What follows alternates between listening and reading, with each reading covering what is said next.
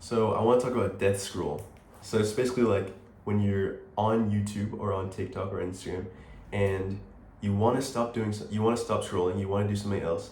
You have a task in mind, let's say your homework or something like that, but you can't stop. You're still scrolling. You're still clicking on YouTube. You feel trapped. You're not physically trapped, but you're mentally trapped. You're like completely stuck to your screen. You're glued to your screen, and you can't move and you can't do anything.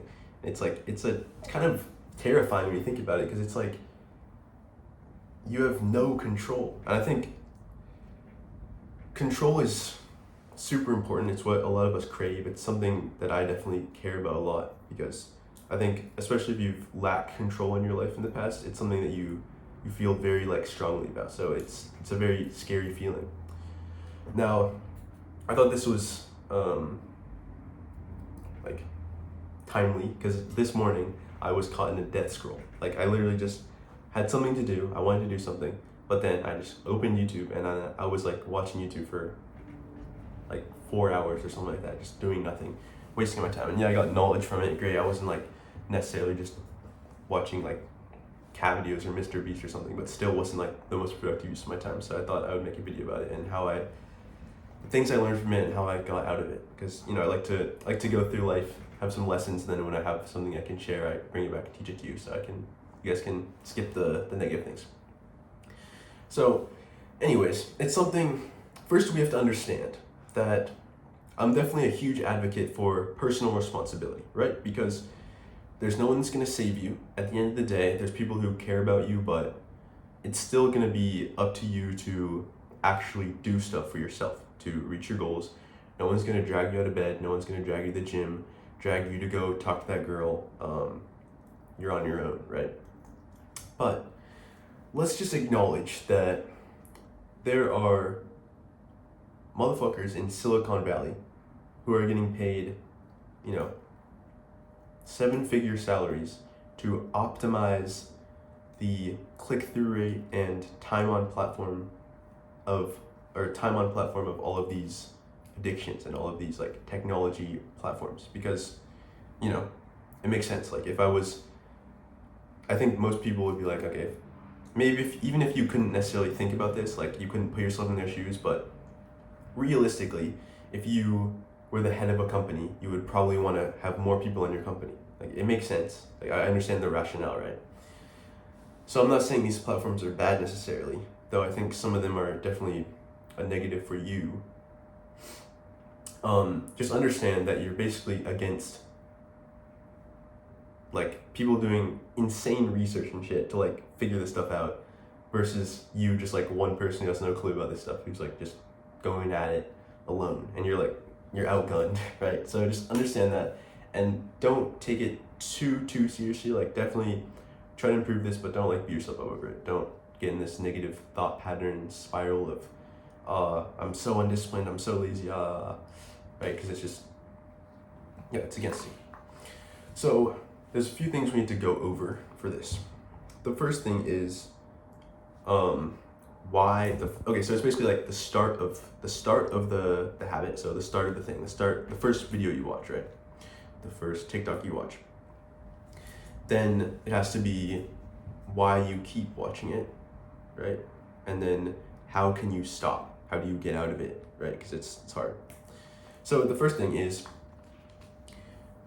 you watch it, or you pull out your phone, or you open YouTube because you get a craving, right? You get some external stimulus. You see your phone, you see your laptop, or you get a thought, oh, I should watch this video about this one thing. So that's the craving part, right? If we can cut it out there, great, because then you don't have to worry about anything else. You can just go on with your life. But the things you have to understand about craving is they occur when you're in a negative emotional state, negative thought patterns. And your brain will try to find the easiest pathway to get you out of that, which happens to be technology a lot of times, because technology's there. It's a very easy switch. It's very like low effort. All you have to do is click it, and then boom, you're getting dopamine. So your brain will naturally sort of take you there if you're in a tired state, a negative state, in a bad mental state, right?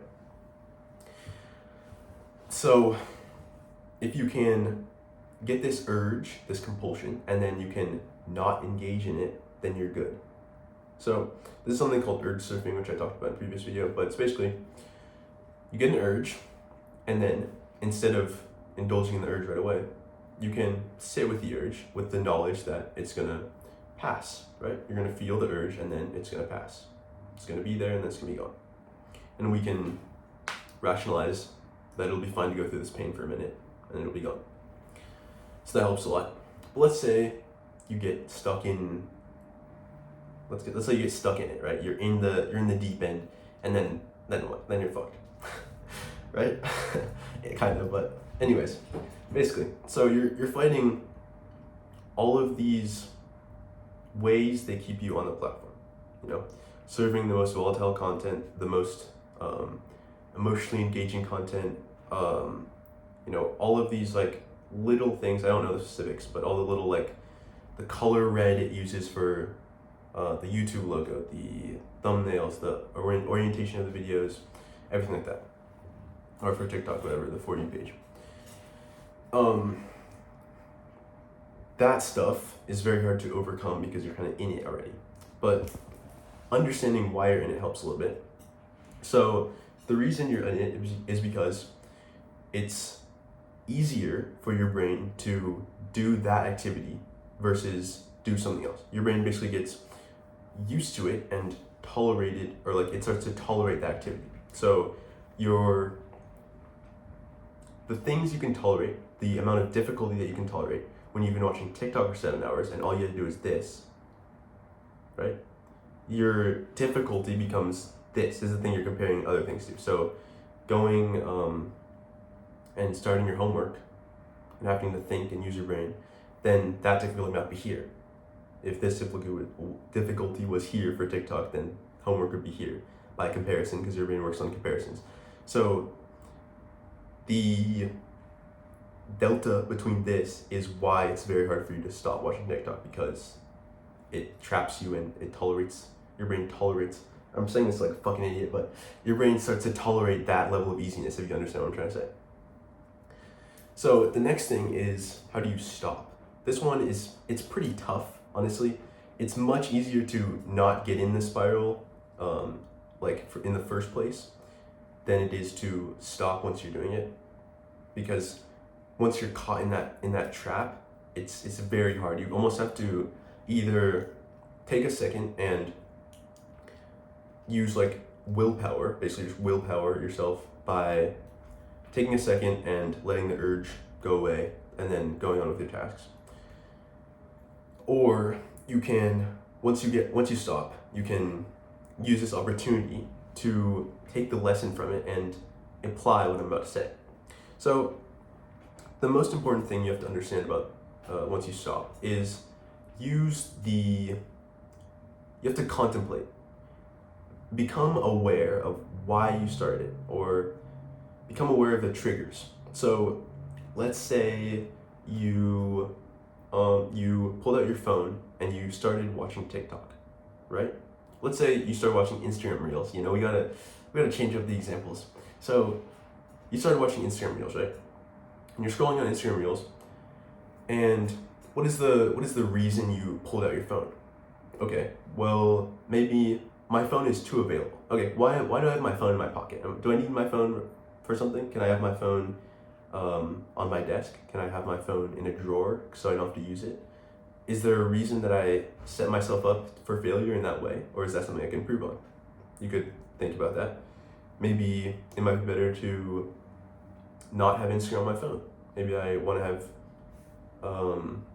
fewer apps on my phone. Maybe I want it to be more difficult and have more steps in between me and the behavior I'm trying to avoid.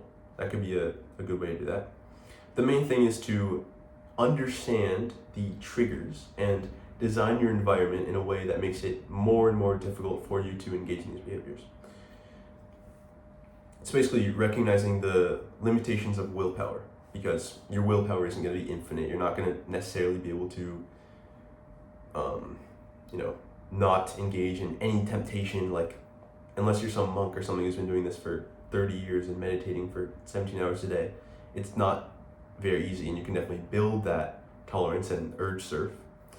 But it's also helpful to decrease the amount of times you're forced to use that in your day-to-day life by improving your environment and being intelligent in the way you design things. So yeah, I wanna go over like a little bonus tip. This is like the main stuff of the actual issue of like Death Scroll. That's mostly been covered. So if you are good with that, you can dip. But yeah, this is a little bonus tip. So it's basically a little story about like Egyptian pyramid constructing dudes. So a pharaoh says I want these like two brothers. So he says, I want both of you to construct me a pyramid. And once you finish the pyramid, then you'll enjoy splendor and riches and, you know, all the fruits of your labor, right? Everything you can want. So the first brother gets to work right away. He starts, he finds a plot of land and he starts bringing the bricks into, you know, the spot. He starts bringing each brick and setting out a layer. And then the second brother is working away. He's just inside his house and he hasn't put any blocks out, he's just working away. And the first brother gets the first base layer out, right? And then he goes to his other brother and he says, hey, what are you doing? Why are you just like in your house doing nothing? We're supposed to be making a pyramid. What are you doing? And then the brother says, hey, give me a second, like I'm working on it. Just calm down. So he doesn't understand. But anyways, the first brother goes back to work. He starts building the pyramid and he realizes, oh shit, he's on the second level now. Now it's hard. So then he goes to someone to try to get stronger and he tries to train and build himself up and get stronger. And then he tries, you know, he keeps putting on blocks. And after a couple of years go by and this brother has built a certain amount of the pyramid, then his brother comes out and he's built this contraption. He's built this device of like a mechanism that can move blocks very easily and put them all in place. And his brother comes over and he's like, oh, whoa. And he's shocked by it, but he still doesn't change his ways. He still goes and does the hard work and does it every single day. And, you know, it's very like disciplined in that way, but he just does the same thing. He doesn't innovate. Whereas his brother innovates and does everything, puts everything, and he gets the pyramid done way faster, 40 days. And then he gets the riches, even though he spent 3 years building the thing that can make the effort very small. Whereas the other guy, he's still building it, and by the end of the story is basically before he finishes his pyramid, he dies.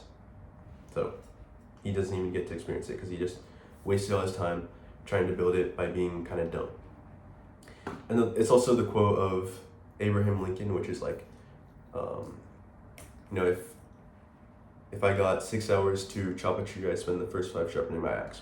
So the lesson I want you to take from this is, if you're experiencing a difficulty in life, you're having this one problem, let's say it's making money, right? Instead of being the person who just does a 9-to-5 job for the rest of your life and works really, really hard and gets a promotion and is there early and leaves late and is super, super on it and super, super disciplined, take a second and see if there's a way you can build a system that makes it easier instead. So take a step back, see if you can accrue some knowledge and find someone else to learn from, someone else's success to emulate, so that you can avoid this long like pointless discipline, and you can shorten your success curve and have the knowledge so you can just build a system or do it much quicker. That's something I want you to take, is just to have that mindset of making sure you are using the time to make sure you're doing the right thing. Because if you're doing the disciplined work in the wrong direction, you're going to be screwed. So that's why I think having good content creators and good books you're reading and things like that is very important, so you are actually angled in the right direction. That's a good mindset to take. But yeah, if you have any questions, coaching is down below. If you need my knowledge, or if you want any help with any addictions or any problems you're having, yeah, coaching down below. Have a good one. Peace. Camera fell over.